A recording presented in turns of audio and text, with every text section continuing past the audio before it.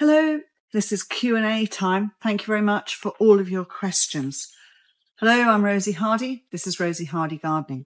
If you enjoy our videos, please do subscribe to the channel. Let's get started. Okay, Rosy, I would like to move my Salvia hot lips. Do you think it will survive, and when is the best time to do it? Ideally, I'd like to do it this autumn. Thank you. So moving a Salvia hot lips, depending on what size it is actually perfectly possible. If it is a very large shrubby bush, then you're going to have to prune it to half height and then dig up a good big clump and then move it to a well-prepared site where you can look after it. Now, if you are doing this in the UK, because you don't say where you are, then basically autumn is fine as long as you're not in a frost pocket and you're not on clay soil. I would prefer you did move them in the spring when they are actively growing and they have time to settle in. But if you have to move it, then this time in the autumn, mid-September, still got a couple of months of growing, it should be perfectly okay. If you wanted to, you could lift it, containerize it, and then plant it out in the spring. That is another option. Hello, Rosie. I have Geranium Roseanne in my garden, planted this spring. It's usually an easy, no fuss plant. However, this one is leggy, hasn't become a nice clump like I was expecting. Could it be down to dry weather this year, or could there be another reason? So Geranium Roseanne, there seem to be 2 or 3 different clones of it around, and 1 or 2 of them are a little bit leggy. So that could be one of the reasons why it's a little bit more straggly. 2, the season of growing this year has been completely different. They got an awful lot of rain. They got a lot of heat early on, and they went into a big explosion of growth. And then it got very hot. And basically what has happened is they have not grown as much, but they have flowered. So you get this effect of them being very straggly. And what you should always do with Geranium Roseanne is when they're getting to that little straggly, cut them back and then they will rebush up. And that is a way of managing them. So they are far better given 1 or 2 cuts through the growing season just to tidy them up. Hope that helps you. Hello, Rosie. Thank you for your chance to ask a question. What plants would you suggest for east-facing pots that will look nice from autumn through winter, ideally? I'm in Kent. Okay, thank you for giving me the location. One thing you don't say is what size pots. So I'm just giving you a general. So there are some beautiful evergreen shrubs out there which will give you flower, etc. So they will look interesting. So something like Sarcococca or Mahonia would do very, very well. And there are some very good varieties of those. Otherwise, hellebores are always a good suggestion for that type of situation. Hello, Rosie. Would it be possible to see a video of your gravel garden with ideas, please? Do you use membrane, and what size gravel? Thank you. Okay, so the first part of that, yes, it is something that we are thinking about. I'm thinking of doing something regarding my gravel garden, so that's fine. No, I do not use membrane. I hate the stuff. I think it is a really bad idea. 1, it's plastics. 2, plants don't really grow through it very well. And you get just as much problem with the weed with membrane with gravel on the top as you do with just having gravel straight onto the ground that is there already. Now, mine is a scraped off solid chalk underneath, and then the gravel is on top. The depth is around about 10 to 15 centimeters, depending on where it is within the area. And it is quite chunky. It is around about 30 to 40 mil gravel that I've got in there with a little bit. So I would probably say it's more 20 to 40 mil gravel that I've got. So quite chunky stuff, not small little pea gravel. Hello, I grew Iris Germanica for the first time this year. It flowered from a large rhizome, has 2 smaller rhizomes. Rightly or wrongly, I cut the flower stalk once it finished flowering. The stem was hollow and has withered over the weeks. Is it likely the main rhizome will rot as water goes down the hollow stem, or is it exhausted? Should I dig up the whole plant and discard the live rhizome? If you only planted it this season, the plant should stay there. You should only be lifting them every 2 to 3 years to lift and divide. So don't even think about moving or doing anything else. Because you cut it and the actual flower stem has now withered, it will have sealed across the top and you won't be getting water going through that hollow stem. So that will be perfectly fine. So I wouldn't worry about that, but I wouldn't disturb the plants until next season at the earliest.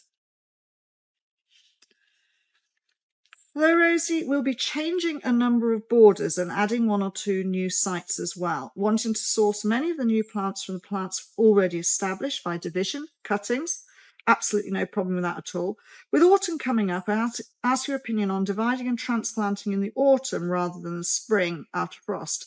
Doing in the autumn has the advantage of seeing everything being mature, I understand that, and knowing where everything is, knowing its approximate size, etc. Our hope is to dig everything up, divide and transplant the entire project in one go in the final weeks of September. Grateful for any tips. Now, that is all well and good. What I would suggest you do is you take some pictures as well and have some old pictures of the border so you know exactly what you're dealing with, and then you can visualize what you've got. Absolutely. Autumn splitting is brilliant. We've got wonderful warm weather. You don't say, but I'm assuming you're in the UK. I shouldn't assume. But division in the autumn is great. The soil is warm. We have moisture. The plants still have, from the end of September, they still have October and November to do some growing and get their roots down. That way they will settle in. The only thing I would say is that if you've got some late season plants such as Michaelmas, etc., you're going to have to take off flower head, etc., and not do those. They prefer to be split in the spring, but you can do it in the autumn perfectly well. You don't say your soil type, because the other thing that I would say is if you are a clay soil, I would do all of that splitting in the spring. If you have the possibility, because it sounds like a large task, if you have the possibility of being able to set up an area where you can do a trench and you can lift your plants, divide them, put them all into the trench and label them, then you can then pull them out of the trench as and when you have the area prepared and you're not trying to work over yourself within the border. And I would start from one end and go right the way through. Do it in stages, otherwise you will find yourself getting really overfaced. Recently I set up an email newsletter, and if you want to sign up, then please click in the comments link below or scan the QR code on the screen now. If you sign up, you get an exclusive video. This is a video of me explaining colour combinations and plant combinations in real gardens. Okay, so I have had rather a lot of questions this time regarding edibility of flowers and whether or not they are available, and some of the ones that you grow in your garden are able to be eaten. I am sorry, but on this channel, I am not going to go into whether or not you can eat the flowers. There are websites of people who sell edible flowers. You can see the varieties that they sell there, and it is much more advisable to go to those people to ask those questions, please. Hi Rosie, I'm in Scotland and I've got a tree that's part of my border. I want to keep the space around it clear, but want to plant something that will sprawl around the tree but not take its circumference around the root. Something low growing. Area is dry in the sun but get a lot of water through the year. I was not sure if I could get a hardy geranium, and if so, which one? Bit confused. Thank you. Okay, so there will always be a hardy geranium that is usable in that sort of situation. For that sort of space, I would always go for something like, you did say that it is a dry area in the sun. So things that will tolerate that sort of condition will be the geranium sanguineums. And the beauty of the geranium sanguineums is that the plant is here and then they will sprawl out a little bit. Or geranium and fulcard. Those are quite good. If you want to try something else, then something like globularia would be quite a good plant again. That will go rambling around and not root down too much. Hope that helps. Hi Rosie, we have an absolutely massive Leylandii at the end of the garden. We would like to plant some interesting plants in the large area underneath. It's full shade and very dry. We assume the Leylandii sucks the moisture and nutrients from the soil. At the moment, it's just epimediums and stinking iris. Are there any plants you suggest that would be likely to survive in these conditions? We'd love to have flowers to brighten the area rather than only foliage and some height. Do you have any favourite ferns that might be suitable? I would say just go for any fern that is looking quite good in dry areas. So, I like Dryopteris, for instance. So there are some wonderful forms of that. So have a look at those because they would probably work quite well. From the point of view of height, slightly later in the season, you could go for Persicaria virginiana var filiformis, and there is the straight one, and then there's the white flowering one. Those are very good in those areas. They will self-seed a little bit. You're talking about a plant that will get up to somewhere just below 4 feet, so 1 meter 10, that sort of height. So that's a really good. It's a clumper, but it sells seeds. So that might be something that is very useful for you as well. Have a look at perhaps Eurybia divaricata, the wood aster.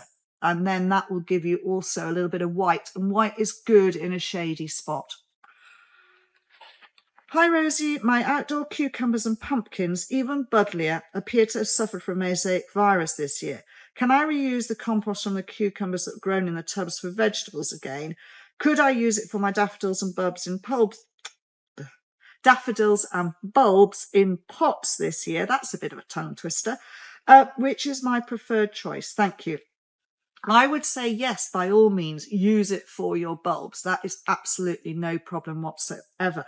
The mosaic virus shouldn't be in the compost that you're using. The vector that moves it from plant to plant tends to be sucking insects, so sap-sucking insects such as aphids or thrip, and they tend to fly from plant to plant. So once you've got an infected plant, they will suck the sap, they'll move to another plant, then they'll infect that, and then they'll infect the next one. So that tends to be, and then it tends to stay in the material on the plant top, not in the compost itself. But I would advise you not to reuse it for vegetables just in case, and use it for something else. So your bulbs will be perfectly fine. Hi Rosie, thank you for the wonderful videos. I've learnt a lot. Please can you advise if it's still okay to lift and divide bearded iris in September? It's been so hot and dry, I missed the window of lifting straight after flowering. Well, yes, I would say you perfectly well can do that. We have plants here on the nursery that we haven't split in containers, and we will do them a little bit later, and they are fine. Yes, you should do it at that earlier time, but there is absolutely no problem, especially if we've got a warm September and you're going to lift and not divide them too small. You should be perfectly okay with them. The soil is warm, the soil has got moisture, they will get away and grow, no problem at all.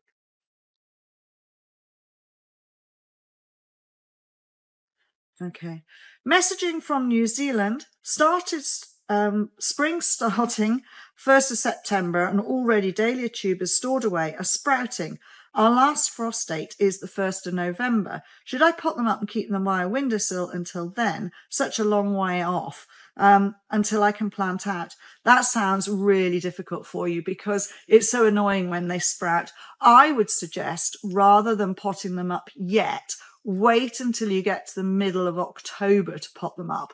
But if you've got the sprouting stems there, why not take those off and use those as cuttings? That way you've stopped them from growing too much in, and will make them bushier when you do pot them up, and you'll get some more by taking some tip cuttings off them. So that would be my advice for you, because it can be very irritating if you've got them potted out and you've got so much material sitting around. So I would cut off those tips, do them as cuttings, have those on the windowsill, and then pot up a bit later. And then when your last frosts have gone, you can then plant out. Hi Rosie, how often do I need to water during the autumn and winter? It's a mystery to me for newly propagated plants. such as lupins and other cuttings, bulbs as tulips in pots and seed trays indoor in my living room windows south facing. I live at my allotment during the summer and my apartment during the winter. So any seed plant preparation is done in my apartment until late April. No greenhouse available from Denmark. So I know a lot of people are in this situation where they have all their young material, their protective material in their houses on windowsills, and it can be quite difficult. If your south window is getting quite a lot of sun, I would put a little bit of shade there. That will help with you from a point of view of water, but you will have shorter day length. I would always suggest watering little and often. Always hold the pot and see how heavy it is to see how much water is there. Also, if you've got them in a tray and that has either got gravel or capillary matting, water that. And once that gets dry, then water that rather than trying to water over the top of the plant material, because it's more likely the problem will be on a windowsill is actually your airflow. And so if you can avoid getting them too wet at the top, that will be better. So I hope that helps from that point of view. If you've got seedlings, again, it's the same thing. And I would every now and again get a mister and just mist gently over the top of them. Not too often, but just a little bit, just to make sure that the surface of the compost is a little bit damp, but don't overdo it. So little and often rather than a lot. It's much easier to wet something than it is to dry it out. Hello, Rosie. Can you tell me the difference between Gladiolus communis subspecies byzantinus and plain old Gladiolus byzantinus? No difference whatsoever. They are exactly the same thing. The true botanical name is Gladiolus communis subspecies byzantina. The shortened synonym is Gladiolus byzantinus, and there is another synonym for exactly the same plant. So you have three names that are in circulation, which are all exactly the same. So some people shorten it to Gladiolus byzantinus because they can't be bothered with the other bits, which are the true botanical naming, and that's it. If you really need to find out, then do head to the RHS Plant Finder, type in the name you're looking for. It will pop up and it will tell you what other synonyms that plant actually has, and that is a very helpful guide. Hi Rosie, the King Protea seeds I bought have just arrived and I've now realised they take 4 to 5 years to produce a flower. I was going to grow them to add to my daughter's wedding flowers in 2 years' time as they are her favourites. Do you have any tips for growing, as the packet is quite vague? Apparently, planting them using smoke. I'm now very bemused at the idea. Northern Ireland.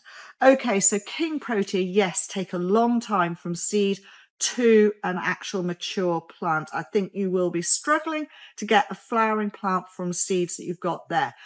When the King Protea produces its flower, sets its seed in the wild, wildfires come through and burn everything.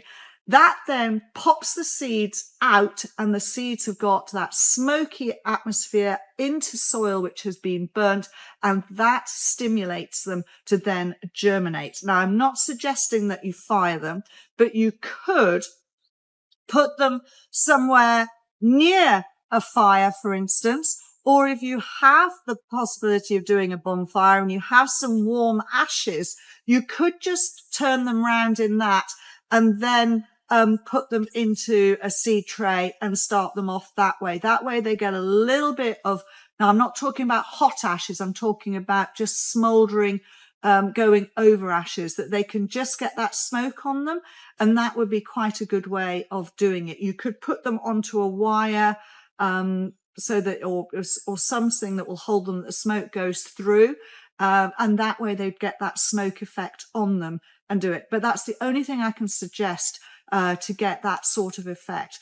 They're great to grow and they're wonderful. You might have been better to actually try and find a plant, and there are people who do sell them. If you could get a small plant and get that growing on, it will probably already be 2 years old, and therefore you might in 2 years' time get a flower that you've grown yourself for your daughter. Hi Rosie, my obedience plants, Physostogia virginiana, fall over when blooming, especially after rain. Would a Chelsea chop help stop this? Thank you. Yes, Physostogia virginiana has got strong stems, but it can get quite tall, especially if it's been well mulched and it's got quite big, and then it will collapse. So, and if you're not staking them, and then that looks really not very good. And then what they do is their stems will go up like this, go along, and then the flower spikes come up. So that they're trying to go to the light. I would definitely Chelsea chop them. That really does help this plant.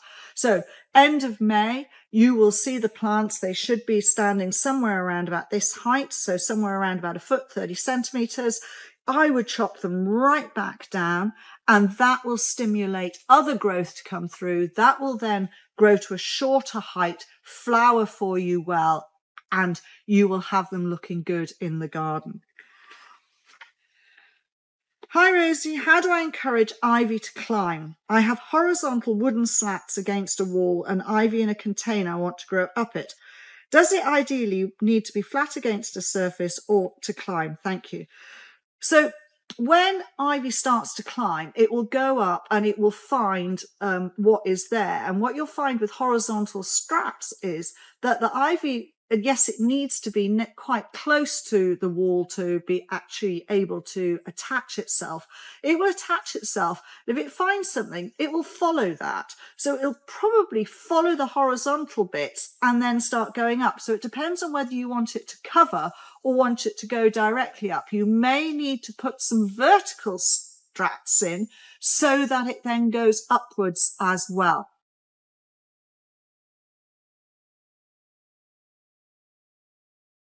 Hi Rosie, we've just taken out a big box shrub, 2 meters across. The ground looks very dry and poor where the plant was. Is it best thing to do a dig in compost and manure to improve the soil? I would suggesting waiting until you get some good rain. Before that good rain, see if you can get a fork in just to get some holes in the soil. When the rain comes, that will then go in and it will start to get some moisture into the soil. Then you can fork it gently. I wouldn't do a massive amount of digging in it. I would just fork it gently just to get it so that it will be absorbing more water. And then, yes, cover it with manure. And I would personally leave it fallow over the winter. So i.e. not do anything to it. Just put the compost and manure over the top, a light forking, and then whatever worms are within that compost and manure will start to take it naturally down into that soil itself. And it's better if it's allowed to do it naturally. So leaving it for the over winter, and then in the spring, you should find you've got a really good patch to be able to then put plants into. I know sometimes that is difficult because you sort of think, oh, I want to get on there and do something. But it's so much better for the soil to actually have that little bit of respite, little bit of TLC with the manure and the worms and everything else. That will make life so much better, and it'll be so much easier for you to then plant on into that area. Hello Rosie, I have 2 erissimum plants. So that is and I'm presuming perennial wallflower. How do I keep them alive during winter? It's a new plant for me. Any information is really good. I'm confused to its hardiness. I live in Pennsylvania, US Zone 7. Thanks in advance. It will depend on the variety of erissimum that you have purchased, because some of them will get taller, some of them will be more compact. I would say where you are, you will need to protect them. I would also suggest that you take 1 or 2 cuttings from them so that you can overwinter the cuttings inside somewhere where it's frost free. Now, for us here in the UK, enough protection would be covering with horticultural fleece, but you may find that you need to do something a little bit more than that.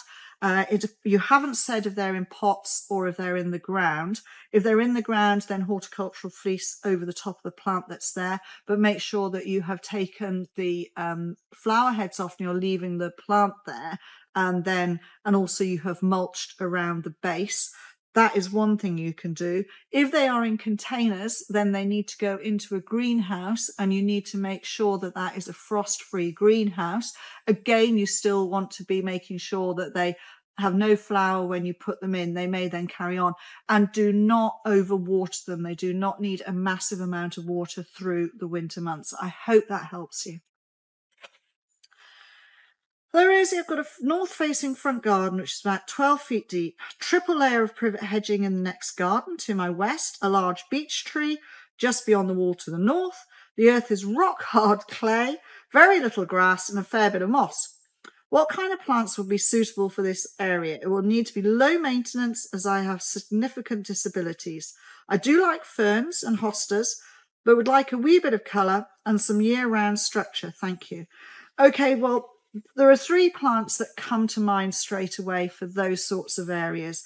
I would suggest epimedium, hellebores, and then hardy geraniums of different types. All of these will be relatively low maintenance for you because you don't need to do an awful lot to them. They will all have flower. They will all have leaf colour. Okay, there's not a huge amount of height, but you can get some taller flowering hardy geraniums, which will like that area. I hope that helps you. Rosie, I've tried growing violas in pots for autumn colour. Their leaves get black spot and they just don't do well. I used to have them in my old garden and they are being fine. Any suggestions? Black spot on violas has become quite common over the last few years, and a lot of it is to do with the drainage. So if you're growing them in containers, make sure that you have got quite a good gritty type of soil within the container. So if you're using a multi-purpose compost, add a coarse grit to that. And okay, yes, you'll need to water a little, that is fine. You'll also find that you need to give them a little bit more food. And I think this is part of the problem. They are, because we've had some wet winters, they're not liking that. They're getting very wet in their containers. So free drainage and a little bit of food while they are actively growing should help you. Do keep trying. They are wonderful. They give you such lovely colour. Ooh, this is an essay. Okay, so this is a corner plot, long border, 20 metres on a public footpath, growing all sorts of things like mixed perennials right the way through there, and struggling with the very front of the border because basically what's happening is the path is there is a concrete bit, and the concrete obviously slopes like this. So you've got this much area of shallow soil. That's what I'm taking from this. Losing lots of things, and the only thing that seems to be working is Stacker's silver carpet. Well, that's fine if that works, but obviously you don't like it with your mix. So it does sound like a tricky spot. I would say look at all sorts of different alpines. So sempervivens should work in there. If you don't like that look, then look at globularia. That's a very good one for going in that sort of position. The other thing would be Teucrium ackermanii. That is a lovely little plant which is quite happy in shallow soils, quite sunny, and that type of thing. So look at the alpine possibilities, plants that don't like to or don't need a lot of depth, but they can spread their roots out a little bit further sideways. There are 1 or 2 of the Silenes that would work, and also some of the Alpine Cicerentiums. That would then give you some different structure. Hello Rosie, when is the best time to sow perennial seeds that need stratification, namely Astrantia and Aquilegia? Thank you for your videos. So Astrantia and Aquilegia, the seed would naturally be setting itself now. So you want to be setting it now. And basically with these seeds, the best way of doing it is putting them onto seed trays, covering those seed trays with something, say like glass or perspex, so that the mice can't get in, and then putting them into a cold frame where they will get the warmth, the cold that we naturally have through the winter months.